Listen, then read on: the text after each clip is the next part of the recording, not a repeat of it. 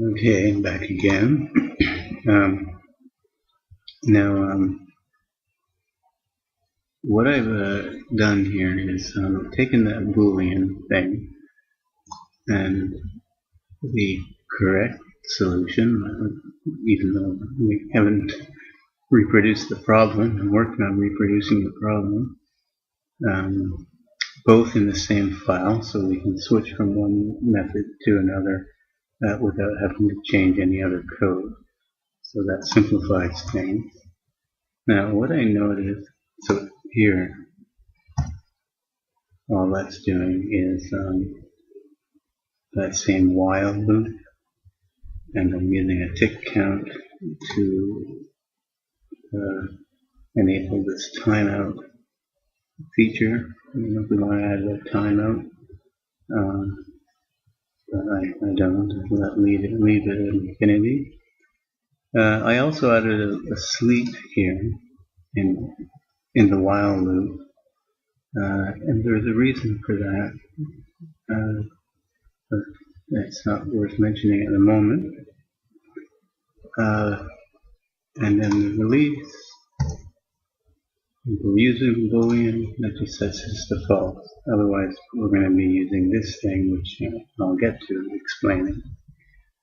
Now, I was thinking about this and then why it seems to work so well. As far as the problem, there was a problem of a memory leak, and that problem is occurring because I would hit escape. Okay, now it get me on this line. Meanwhile, the thread hadn't finished invoking all of the calls that had stacked up, right? And I kept hitting escape and escape, which then terminated the thread, so it never invoked all of its calls. So I only deleted the calls that it invoked, and therefore there's a memory leak. But worse than that, okay, that should have been not too bad of a memory leak. Worse than that, I found out later that the calls themselves, we're not making it through to the other thread. Why do I do that? That is, post-thread message was failing. Okay, so here I was allocating all these invoke async calls, right, and trying to post them to the thread, and they weren't getting posted, and then I returned. So now I've changed this to another thing that's wait in a loop, sleeping one, re-attempting to post a message. I assume that the problem is that message queues have a limited size, and you've got to wait till there's an available slot before you can put something in there. And so that cured the mega memory leak problem that we have. Now, as far as automating what I'd like to make sure that I don't hit escape twice. And how can I do that? Oh, no. No. This is a thread, right? No, okay. Okay. Go here.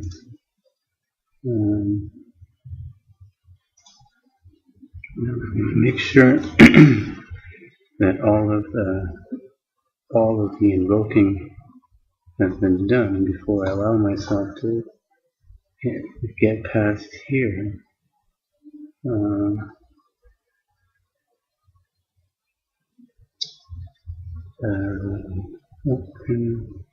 How could I tell? I mean, I can tell by watching the output window. Well, for now, I'll just leave it. Okay, now looking at this thing, one problem with our failure to produce a crash is the way in which this this mutual access, when it does occur, and it surely is occurring occasionally, we can pretty much get away with it the way this is set up, right? Supposing that the other thread is deleting this list, going from the first element to the next and so on, okay? Meanwhile, if this guy comes in here and is given enough time, and it doesn't take much time to add one more element to the end of the list, right, then it'll probably succeed. And the other thing is that the deleting of these things is done in such a way that it won't actually go completely to the end of the list. This iterate macro, it turns out, uses the current list count, which is stored off, and I don't think it's recomputed. No, see? So it only does count worth of deletes, right? That is deleting the items. So there's no chance that this thing, even if it's happening at the same time as the other addition here, which increments the count, there's no chance that this thing's going to get deleted while it's being added, for instance, right? So it's very unlikely for something bad to happen even if mutual access occurs, right? Now, and the other thing is that it only does the single add, right? And then goes back up and does a peak message, which costs time. And that could be enough time for this thing to finish all of its deleting and then remove the stuff from the list. List is a list of items. You know, 1 points 1 points to 2, points to 3, and so on, points to some big number, 100,000, 1,000. Now I'm tacking something on the end here, whereas this guy is deleting things in this direction, right? So all the while that deleting is going on, it's pretty safe to add my this on the end and get out quickly before this thing gets, and as I showed you, it doesn't even get to the end for that other reason. So definitely this should not add at the end. This should be adding to the front. That will increase the likelihood, at least, of a mutual access to this object. Secondly, as I just said,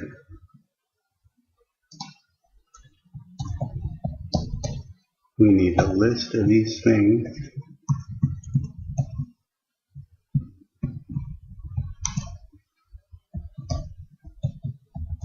calls to invoke, right?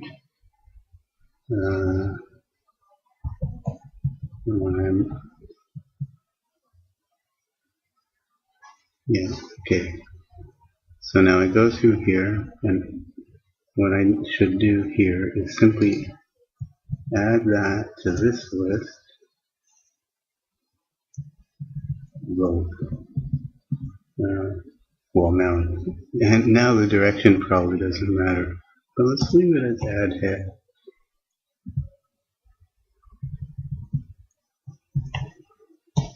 I'm going to make one forward and one backwards.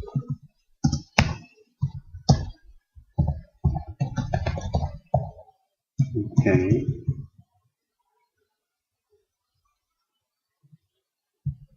Oh, no, I had plus equals. what I'm going to do is at the end of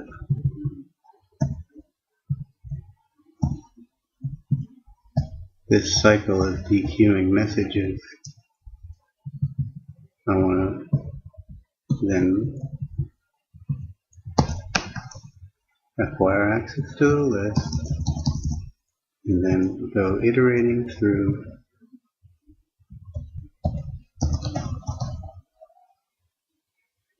no.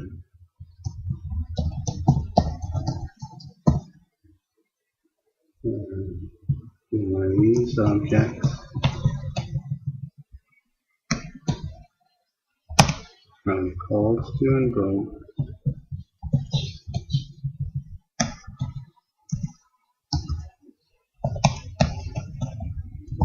to call.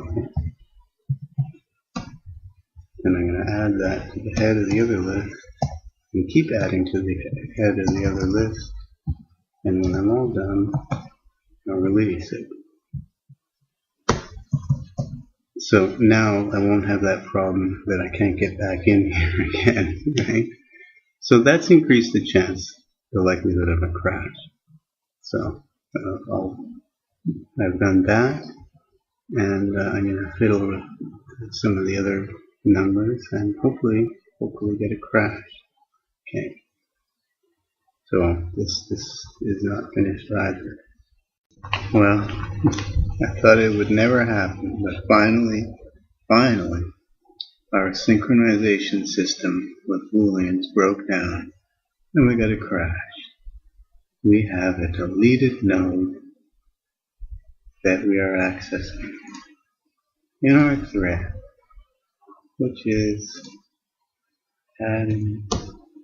doing an add head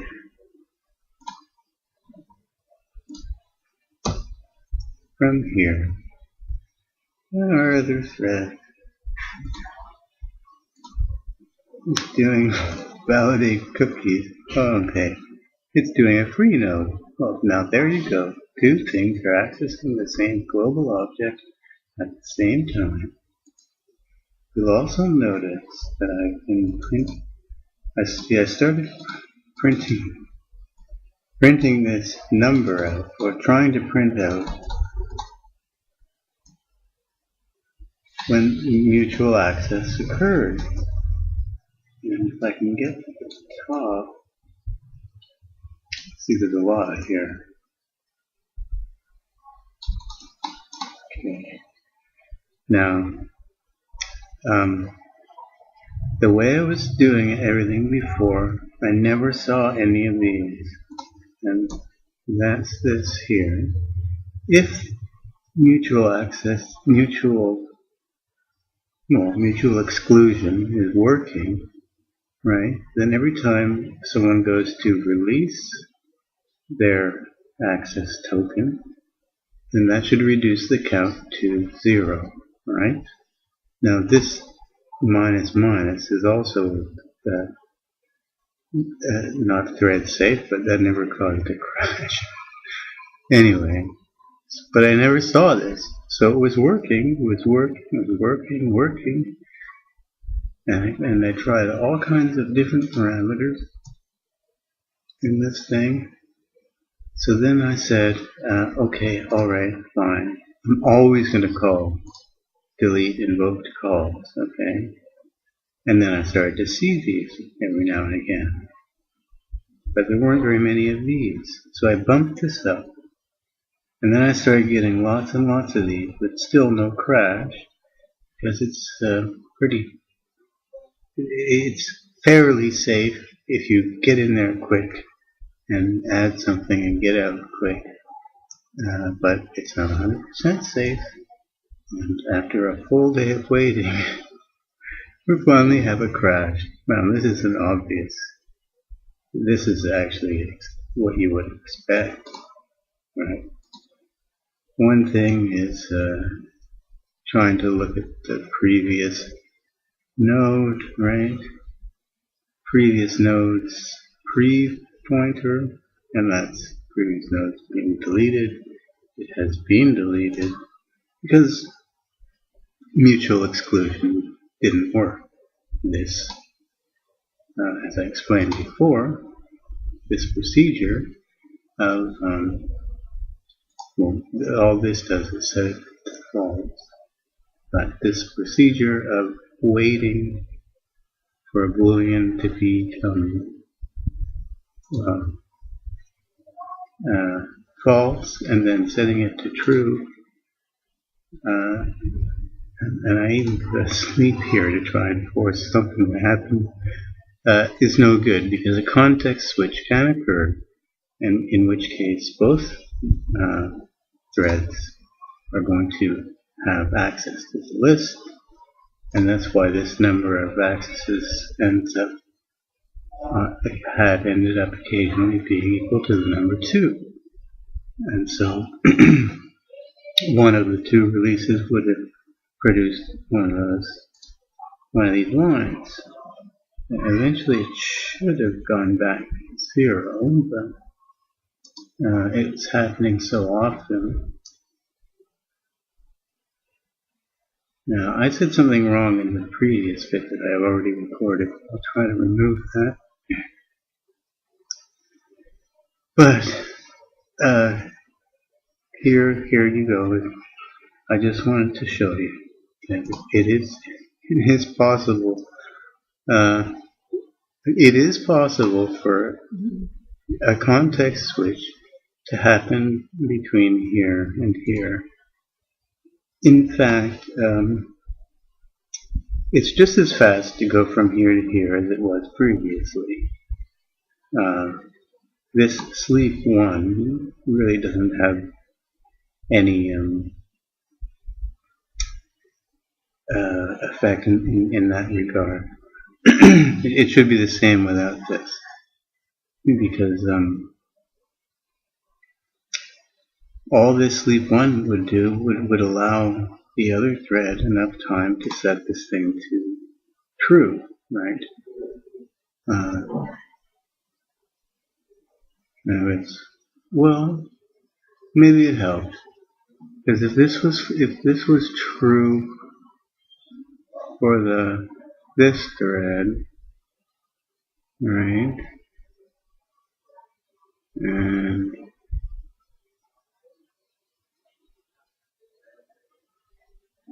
then it became false. See, the first thread is jumping in at every opportunity.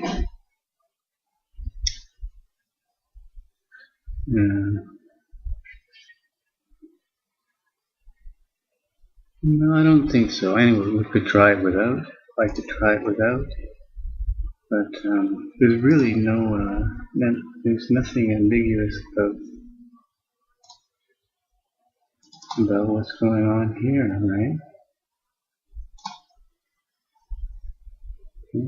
First, call stack is, he's actually completed. This one's actually, oh well, I'm not sure. No, it's in the middle of remove all, right? So, right. So the crash is on a node saying which is being deleted, not on one of these call objects, which I expected. And now I can tell you how to fix that. Now this should be fairly reproducible. I can run it again and see how long it takes.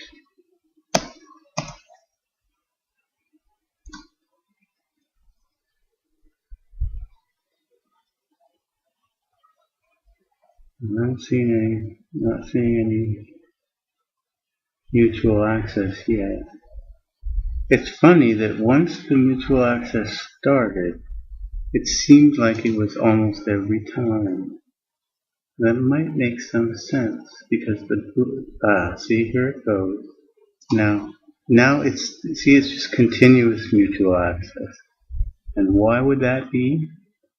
Well, let's think about it for a minute. Let me hit pause here. Put a breakpoint here.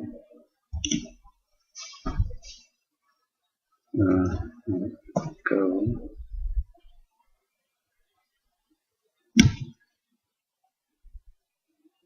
Being accessed is true.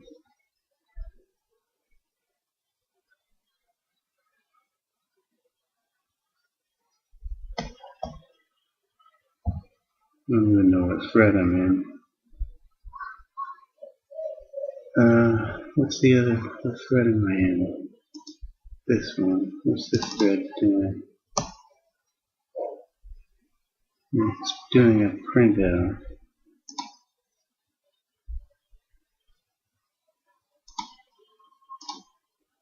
Doing this print. It's printing this line, and it's going to. Oh, it's already. See, it's already. Yeah, it's true. The thing is true. So it seems like the flag is in the right state. Now here we are back in here again with another delete call.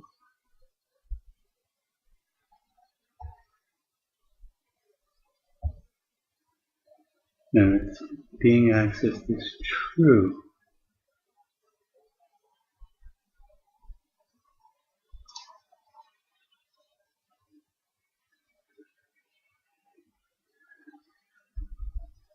And the other thread is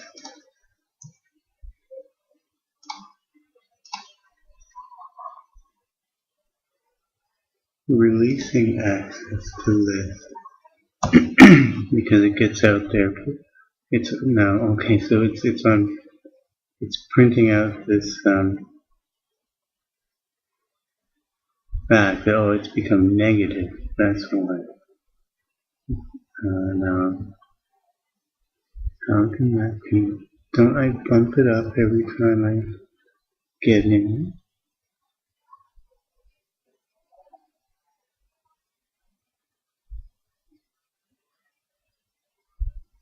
Like this root, it's got to be exactly -1, I hope. Okay, so if that becomes -1,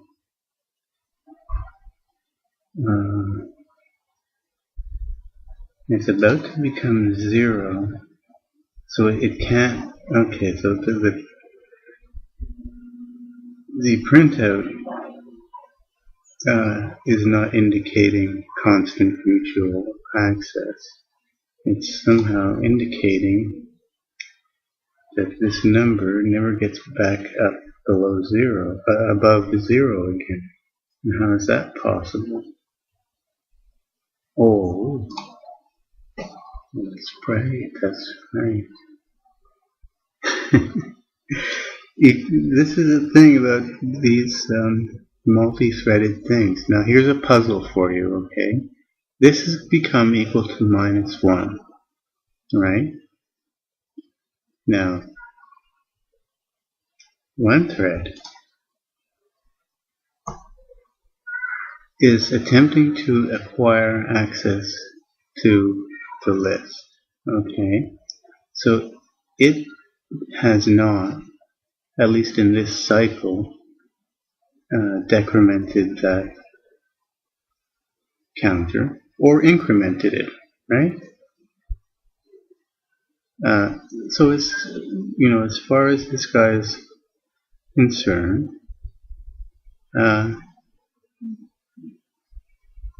every time this returns true, there's an increment, right? And every time he releases it, there's a decrement. So that's true of this thing, and therefore the count, as far as what this thread has been doing to that number, should be 0. However, the same logic applies to this thread, wherever it is. Okay?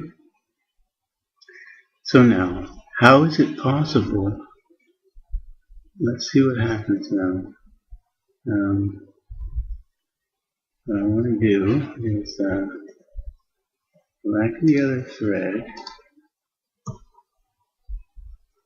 and put a breakpoint here, I guess. He's going to get in, right? Number of accesses is still negative.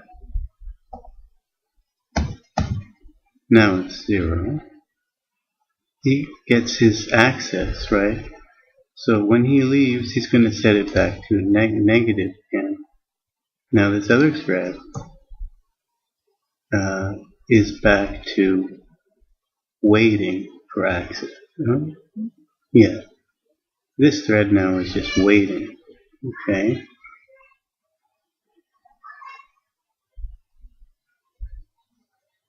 And then it should increment that number. So let's see. Which thread am I looking at? This one. They're both from the same function, you see. Now this guy just incremented it to 0. The other guy should increment it and it should become 1. So let me hit F5 again. And now it's minus 1 because the other thread has released it. Now it's 0 again. But this one's going to have to release it and then it's going to become minus 1 again. See? So the question is, and I put this to you as a puzzle. As far as both threads are concerned, right, the number of plus pluses each has done is equal to the number of minus minuses each one has done. That is a logical truth, right? If you believe in logic, you must believe that that is true. Okay?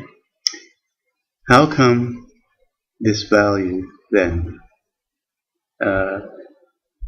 has overall decreased by 1?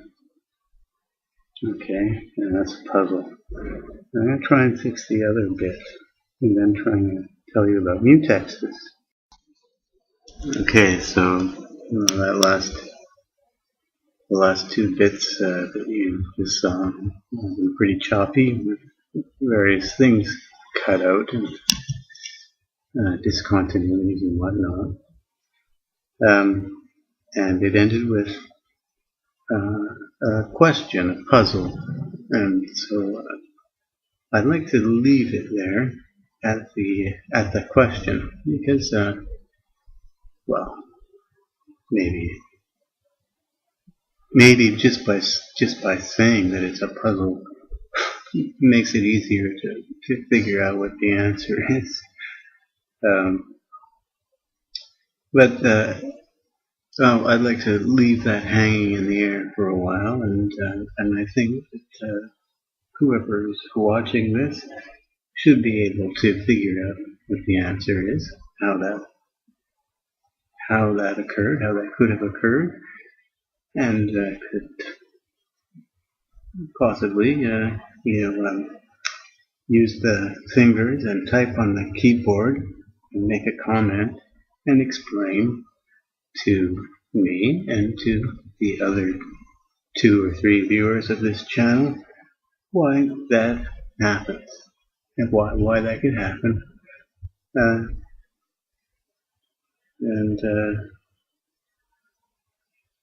that's it. Yeah. So the next video will be about how to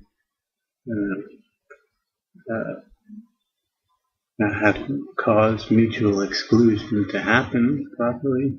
That's not the right word, cause. How to enable mutual exclusion. I don't know what I'm searching for a word. Well, I can't think of the word I wanted to think of. But anyway, how to prevent mutual access. That's not what I'm looking for. Something like facilitate or whatever.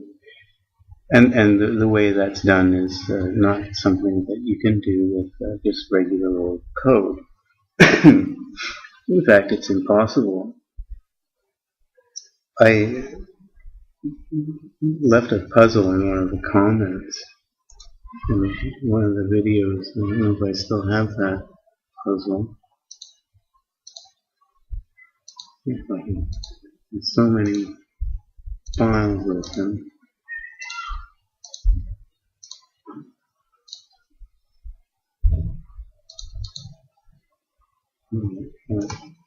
Where's the puzzle? Ah, here's the puzzle. Okay. Imagine G. G, a bool, is a global variable that is accessible by more than one thread. Okay? And this is something I've just made up at the time. And I think it's a good thing to keep in mind when you're thinking about multi-threading. Here is something called some func. The question is, so the statement that I've made at the end here is a statement of fact that the printout of this function, okay, cannot be decided logically in a multi-threaded environment. There's no way you can apply logic to determine what this thing is going to print out. Okay. I think a famous logician once said something like A is A, or that's a logical truth, right? I can't remember what the quote is. I'll try and find it. But in multi-threading, A is not necessarily equal to A. Okay, you could say the same. You could say the same about this expression, right? I don't know if that's going to be a true statement or a false statement. Impossible to say. Okay, in a multi-threaded environment. And the reason is related to the answer to that question of how that counter ever became negative when for each of those threads, each one had a corresponding increment for every decrement. So neither thread could have decremented that counter more times than it had incremented it at any time throughout the running of the program. And yet it became negative.